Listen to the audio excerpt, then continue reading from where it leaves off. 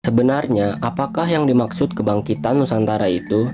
Ini maksudnya adalah ada ianya kebetulan ataupun memang dah dianugerahkan dari ramalan leluhur yang terdahulu.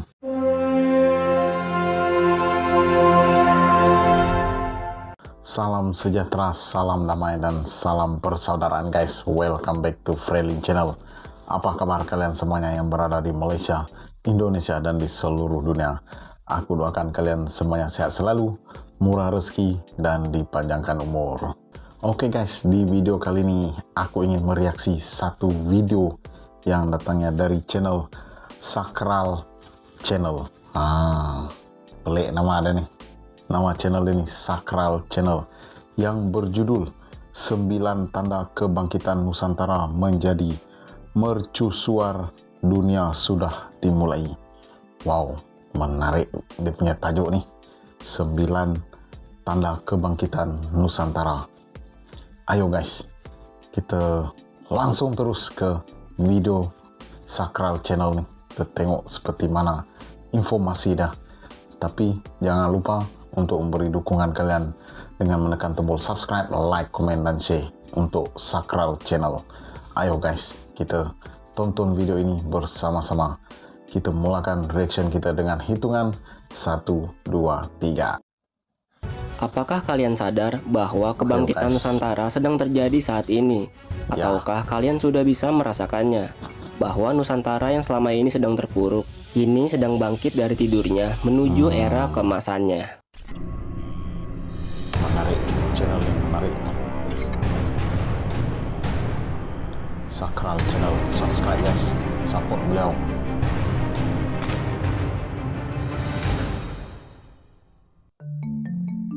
Sebenarnya, apakah yang dimaksud kebangkitan Nusantara itu? Ini maksudnya adalah kebangkitan Indonesia yang selama ini terpuruk, tersingkirkan, kerap menjadi keset bagi bangsa lain.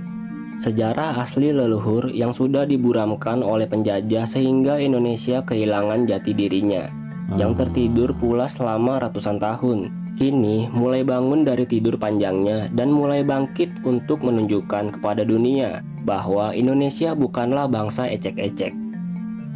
Nusantara atau Indonesia adalah bangsa besar yang sedang tertidur. Jika selama ini kita lupa pada jati diri kita sendiri, tanpa kita sadari, mulai dari saat inilah sebenarnya kita sedang disadarkan untuk bangun dan membuka mata dari tidur panjang. Jauh ratusan tahun lalu, ternyata leluhur Nusantara sudah mencatat tanda-tanda kebangkitan Nusantara. Apa sajakah tanda-tanda itu? Berikut ini adalah tanda-tanda kebangkitan Nusantara menurut naskah serat-serat kuno. 1. Munculnya pemimpin dari pinggiran Kali Solo. Dalam serat Mahameru kuno tertulis ramalan Sabdopalon Nagi Janji sebagai berikut. Suatu ketika akan datang seorang pemimpin dari pinggiran Kali Solo dan bakal mampu mewujudkan impian anak cucuku.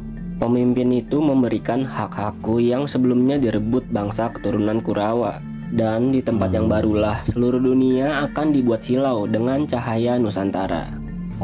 Yang dimaksud dari Kali Solo itu sendiri yaitu Sungai Bengawan Solo, yang merupakan sungai atau kali terbesar dan terpanjang di Pulau Jawa. Jika kita lihat selama ini Indonesia sudah dipimpin oleh 7 orang presiden, namun hanya satu presiden yang berasal dari daerah yang pinggirnya dilewati oleh Kali Solo. Siapakah presiden ini? Ya, Pak D. Joko Widodo, yang dulu pernah menjadi wali kota Solo selama 2 periode dan kini menjadi presiden selama 2 periode. Pak D. Jokowi adalah satu-satunya dari 7 presiden yang berasal dari Solo, kota yang pinggirnya dilewati Kali Solo atau Sungai Bengawan Solo. Ini sesuai dengan isi naskah serat Mahameru kuno. 2. Ramalan serat-serat kuno. Kebangkitan Nusantara ini ternyata sudah lama diramalkan dalam karya-karya sastra kuno. Di antaranya adalah serat Jangka Sabdopalon atau yang saat ini dikenal sebagai Sabdopalon Nagi Janji, serat Jangka Jayabaya, serat Dharma Gandul, dan serat Mahameru kuno. Diungkapkan dalam isi serat-serat kuno tersebut, sejak runtuhnya kerajaan Majapahit, Nusantara mulai mengalami kemunduran dan mulai kehilangan jati dirinya. Nusantara akan terus menjadi bangsa yang mudah dijajah dan diliputi oleh beragam konflik.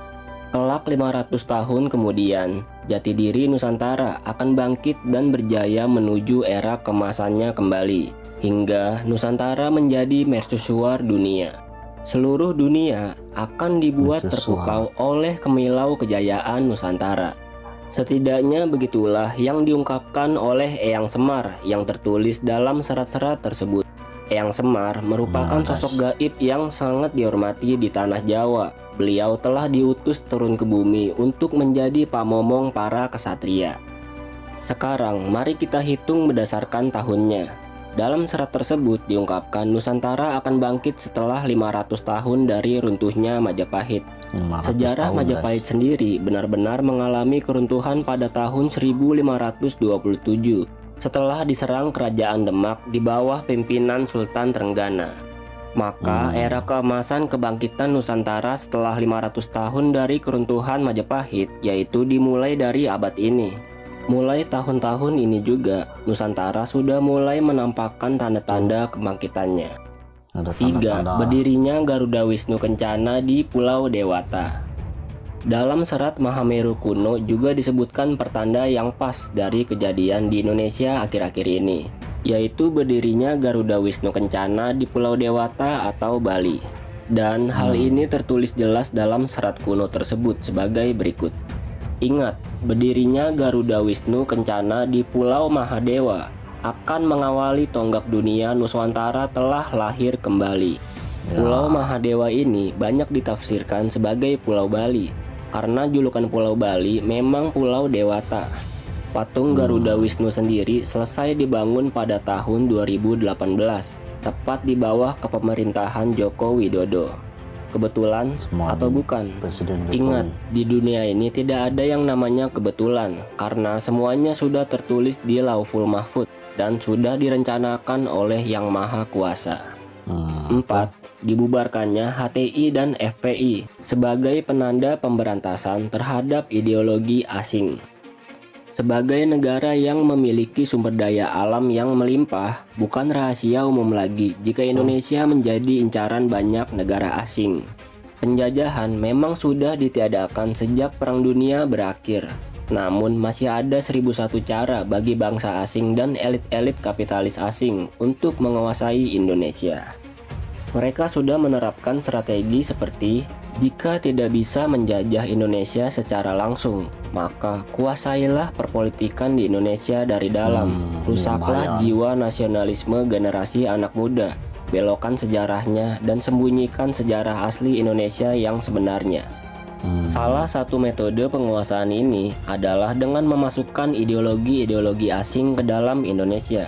Ideologi khalifah kebetulan menjadi ideologi senjata yang coba dimasukkan ke dalam perpolitikan Indonesia. Kenapa mereka memasukkan senjata khalifah di sini? Karena mayoritas masyarakat Indonesia itu menganut agama Islam, sehingga umat agama Islamlah yang mereka kacaukan. Kedua ormas Islam ini secara resmi dibubarkan pemerintah pada tahun 2020 lalu melalui surat keputusan bersama, karena dinilai bertentangan dengan tujuan Pancasila dan Undang-Undang 1945. Dan FPI juga terbukti berbaiat kepada ISIS, yakni organisasi terorisme di Irak dan Suriah, yang juga mengusung konsep khilafah. 5. Pindahnya ibu kota Indonesia ke Kalimantan. Saat ini masih banyak masyarakat Indonesia yang belum sadar atau belum tahu kalau ibu kota Indonesia bukanlah Jakarta lagi, melainkan sudah pindah ke Kalimantan dengan nama Nusantara. Pada tanggal 14 Januari 2022, Presiden Joko Widodo telah meresmikan nama Nusantara sebagai nama ibu kota Indonesia yang baru. Kota Nusantara ini terletak di Penajam Pasir Utara, Kalimantan Timur. Dari 80 nama yang terdaftar, Presiden Jokowi memilih nama Nusantara karena dianggap nama Nusantara sudah lama terkenal dan menjadi ikon di dunia internasional. Menariknya, di dalam serat kuno Mahameru, leluhur Nusantara sudah memprediksi akan adanya kejadian pemindahan ibu kota ini. Dan ini akan berkaitan dengan kebangkitan Nusantara menjadi mercusuar dunia. 6. Meletusnya Mantap, Gunung guys. Merapi setelah 500 tahun runtuhnya Kerajaan Majapahit. Kerajaan Majapahit memiliki dua versi tahun kejatuhan. Namun jika dilihat dari naskah Dharma Gandul, Majapahit runtuh pada tahun 1478. Dalam naskah ini juga dikisahkan 500 tahun kemudian Sabdopalon akan kembali untuk mengembalikan kejayaan Nusantara dan membangkitkan ajaran leluhur Nusantara. Kembalinya Sabdopalon ditandai dengan meletusnya Gunung Merapi dan laharnya nanti mengalir ke arah barat daya. Dalam serat Dharma Gandul juga tertulis perjanjian Sabdopalon dengan raja terakhir Majapahit yaitu Prabu Brawijaya kelima. Di situ tertulis bahwa masa kejatuhan Nusantara hanya berusia 500 tahun dan 4 zaman, yang dimana di masa ini Nusantara sudah jatuh kepada kekuasaan kerajaan Islam dan mulai mengalami kemunduran dari beragam sisi. Hitungan zaman dalam sistem kalender Jawa adalah sewindu atau 8 tahun. Jika demikian, maka 4 zaman yang dimaksud adalah 32 tahun. Jika ditilik dalam tahun kejatuhan kerajaan Majapahit, maka 500 tahun dan 4 zaman itu perhitungannya adalah tahun 1478 tambah 500 tambah 32 sama dengan tahun 2010. Ini adalah tahun terakhir kali Gunung Merapi meletus yang beritanya menghebohkan pertelevisian Indonesia selama berminggu-minggu. 7. Ditegakkannya kembali ajaran Budi. Dalam naskah Jangka Sabdopalon atau yang biasa disebut dengan Sabdopalon Nagih Janji disebutkan setelah 500 tahun jatuhnya Majapahit, maka Sabdopalon akan kembali ke bumi Nusantara dan mengembalikan ajaran Budi yang sudah lama hilang di masyarakat. Inti ajaran Budi adalah bahwa setiap manusia sudah dibekali Tuhan sebuah roh ilapi atau ruh ilahiyah yang menjadi inti manusia, yang menjadi nyawa manusia bisa hidup. Ruh ilapi ini adalah perangkat rohani yang berasal dari percikan cahaya Tuhan, yang oleh tasawuf Islam disebut sebagai Roh Qudsi atau Nur Muhammad, oleh umat Kristen disebut sebagai Roh Kudus, oleh umat Hindu sebagai Atman, oleh umat Buddha disebut sebagai Bodhicitta atau kesadaran, dan oleh orang Kejawen disebut sebagai Yitma atau diri sejati. Jika manusia mengenali jati dirinya, maka ia akan mengenali Tuhannya. Dari sinilah muncul budi pekerti luhur dari diri manusia. Namun ketika ajaran Budi ini kembali, bukan berarti akan memusnahkan agama-agama lama yang sudah ada di Indonesia, melainkan lebih mengedepankan pada budi pekerti yang luhur dan etika yang baik yang dulu menjadi budaya adab jati diri Nusantara. 8. Banyak bermunculan peninggalan sejarah yang terkubur. Banyak misteri sejarah Nusantara yang belum terungkap. Literatur sejarah kita tidak banyak karena banyak peninggalannya yang juga hilang. Kini peninggalan-peninggalan itu mulai banyak muncul lagi ke permukaan. Jika dilihat dari segi spiritual, ini merupakan janji leluhur kepada generasi Nusantara.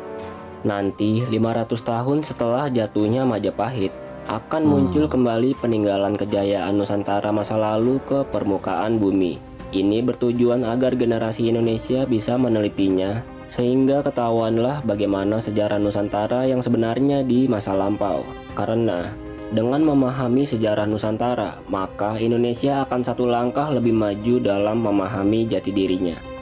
9. Kembalinya 1.500 benda pusaka Indonesia dari Belanda. Benda-benda bersejarah ini awalnya hasil jarahan penjajah kolonial yang dibawa ke Belanda dan disimpan bertahun-tahun di Museum Nusantara di kota Delft, Belanda. Setelah Presiden Jokowi datang dan bernegosiasi dengan pemerintah Belanda, dalam penantian yang panjang, sebanyak 1.500 benda bersejarah Indonesia akhirnya bisa dipulangkan ke Indonesia. Koleksi benda-benda bersejarah ini sudah tiba di tanah air sejak 23 Desember 2019 silam.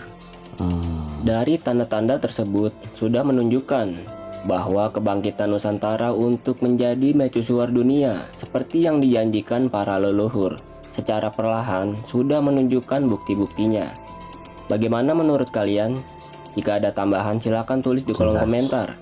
Jika suka dengan pembahasan seperti ini, silakan like dan subscribe untuk lebih banyak lagi konten menarik lainnya. Cukup menarik. Oke guys, itulah tadi video kita yang berjudul 9 Tanda Kebangkitan Nusantara yang datangnya dari channel Sakral Channel. 1 hingga 9 memang bagi aku yang keberapa tadi yang menunjukkan yang pertama presiden yang dikatakan pemimpin yang akan berasal dari Kali Solo itu udah terbukti dengan adanya pelantikan Presiden Joko Widodo yang berasal dari sekitar Kali Solo ataupun Sungai Bengawan Solo. Bila aku melihat video ini, memang ada satu aura yang cukup menarik di video tersebut. Setiap pembahasan oleh admin memang cukup terbaik dan cukup detail, dan bagi aku itu adalah satu pengetahuan yang baru buat aku. Jadi diharap pada semua penonton memahami dan mengkaji lebih mendalam lagi, sama ada ianya kebetulan ataupun memang dah dianugerahkan dari ramalan leluhur yang terdahulu. Oke guys, terima kasih pada admin Sakral Channel karena telah memberi satu informasi video yang cukup memberi pengetahuan, membuka minda bagi aku lah dan bagi semua orang. Aku dah melihat banyak kali berkenaan dengan kemajuan Indonesia buat masa ni. Memang ada nampak kebangkitan tersebut dari bermulanya pemerintahan Presiden Joko Widodo.